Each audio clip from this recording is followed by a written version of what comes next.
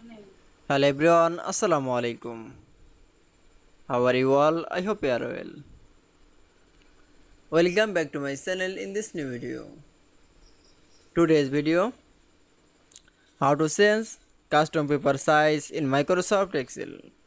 So let's started. At first open your Excel document file. Firstly then show the Excel document from the custom paper size is the from the sense. Now going to the page layout option. Now click for the size option. Now in Swiss size, now click for the more paper size option.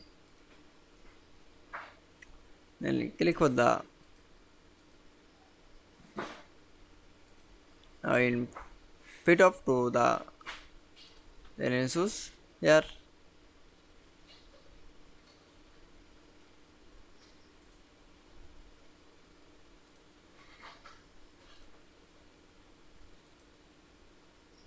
Now click for the OK.